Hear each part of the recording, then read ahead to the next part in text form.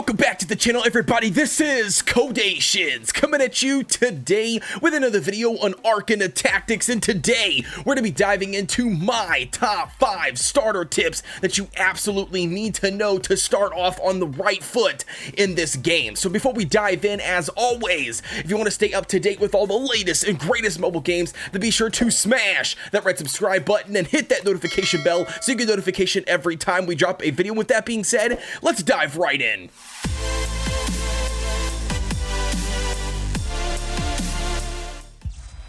Diving right in, ladies and gentlemen, so the first thing we need to let you guys know before hopping into the actual starter tips, and that's going to be, if you haven't done so already, there are 3 redemption codes currently out there and available right now that you can redeem some free resources. So if you haven't done so already, check out the video that is popping up right here on screen for you. I went ahead and recorded it. There are 3 codes. In that video, I show you 2 of those codes. They went ahead and dropped a 3rd one after I produced that video, so check the pinned comment on that video to get all 3 of those codes, to get all of those free resources, to take advantage of all of those things, and then you can come back to this video so then you can check out all of the starter tips that you need to know when diving into Arcana Tactics. Now, let's go ahead and dive into the first tip. The first tip is going to bring us to the Arcana card section. So once you hit a certain point in the game, you complete the tutorial, you will then unlock the Arcana card system. When you unlock the Arcana card system, it's going to prompt you and ask you for your specific birthday. Now, you might have been like me, and maybe you are watching this and you've already typed in your specific personal birthday and it gave you some random card. If that's the case, it's not the end of the world. Don't sweat it. But hopefully you're watching this video before doing that, and if so, well then congratulations, you're about to be able to control what card the game gives you for free. That's right, you get to control it. So down below in the description of this video is going to be a link to a Google document provided by somebody in the community. Thank you very much for that. Whoever you are out there, thank you very much for dropping this on. But nevertheless, the Google document, once you open up the Google document, you're going to see on the left-hand side all of the names of the cards that you can potentially get from doing this. In the center, you're going to see what exactly the description of those cards are and what, basically the buffs are or the stats they're going to boost, or, basically what the card does. And then on the right-hand side, you're going to see a birthday. Now, some of these birthdays are going to be crazy, like 1911 and crazy years. Don't worry about it. What that birthday actually is the birthday that you specifically need to put in to get that specific card.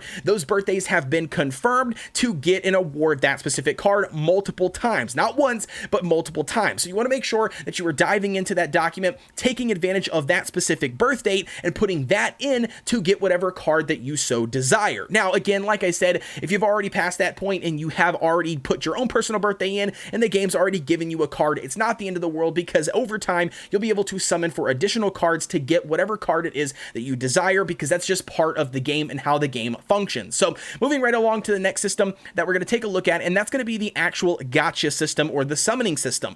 In this game, between the redemption codes, hopefully you've redeemed them by now, but basically through the redemption codes that the game gives you, through any maintenance and additional codes that the game has put out since before you watching this video, and last but not least, any events, any new things in the game, your daily logins, all of your missions and achievements, and just completing the individual nodes in the game is going to award you a lot of in-game crystals. Now, these in-game crystals are going to be used to pop off summons in the game. Just like with any other gacha system, it's more than likely best if you just go ahead and dump into or invest in the larger pool of the 2 options. Instead of pooling single pools, it's better to go ahead and utilize the 8 times pools.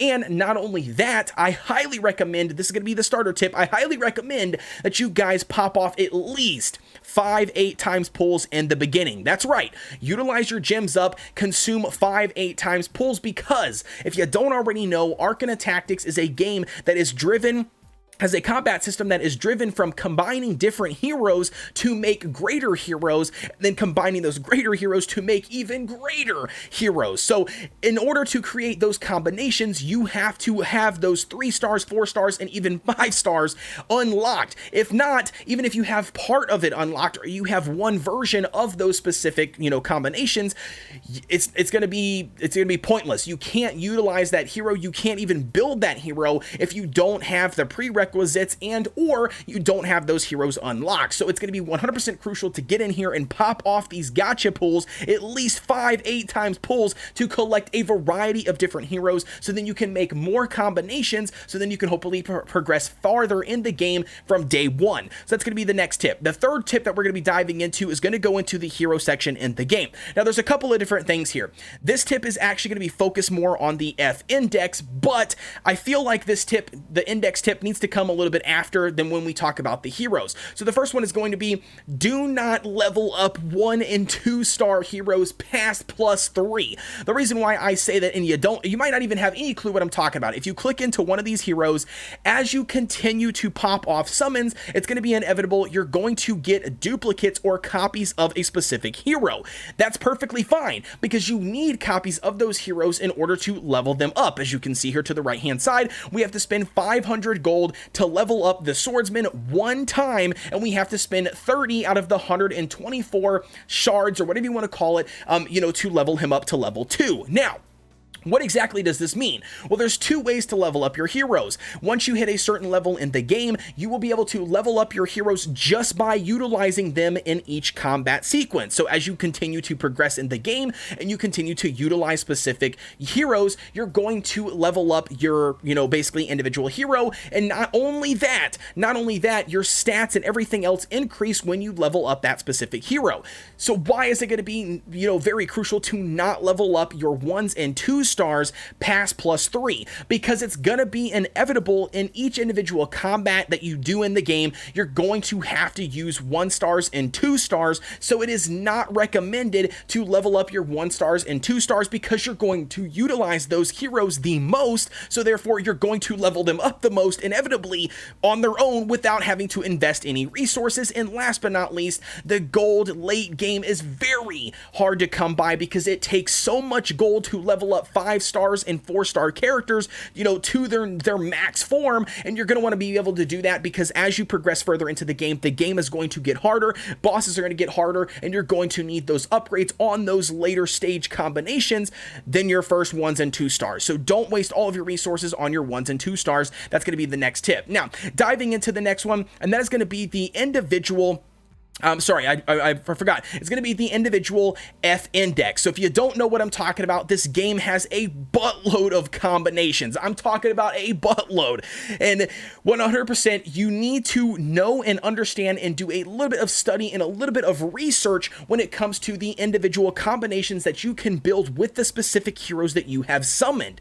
So again, I can't stress that enough. You can actually access this index in each individual combat stage of the game, but that is a massive mistake. You don't want to be clicking on each individual hero, each combat sequence, to try to find out what hero that you need to combine to make this hero, and what heroes you need to combine to make this one, and etc. You don't want to be doing that, because the game does not pause, it does not freeze when you do that, and because of that, you're going to inevitably not be able to 3-star specific stages in the game or in the story mode if you are constantly checking out the index. So again, I can't stress that enough.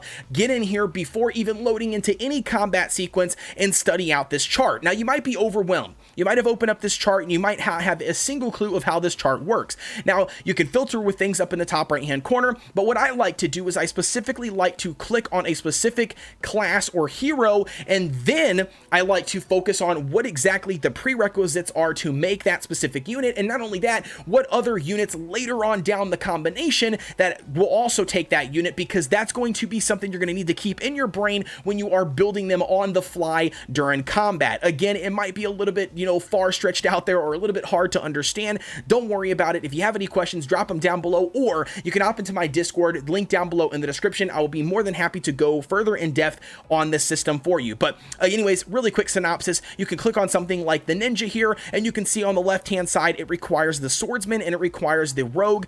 Combine both of those heroes to make the ninja, the 2-star ninja. Then basically, if you click on the Avenger, because you can see the Avenger takes some sort of the ninja at some point. If you click on the Avenger, you can see it takes the ninja and it takes the assassin in order to make the Avenger. The same thing goes for the samurai. If I click on the samurai, you can see that it takes the ninja and it takes the spell sword to make the samurai. So that's pretty much going to be, you know, a quick synopsis of how the index system works, but I highly recommend, I can't stress that enough, I highly recommend as a starter in Arcana Tactics, you get in here and you learn the index system, because you don't want to be doing it on the fly. Now that leads us into the last but not least tip, and that is going to be the individual stages in this game. If you go to each individual, no matter what node you go to, you can see that there is a total of 3 individual stars that you can get, you know, for clearing those specific events. Now, why are these stars important? One, these stars are going to give you bonus items. So to give you guys an example, if you complete the first golden star, you are going to get gold for this specific stage. If you complete the second star, you're going to unlock a specific character. And then not only that, the third star is going to give you additional resources, aka the premium currency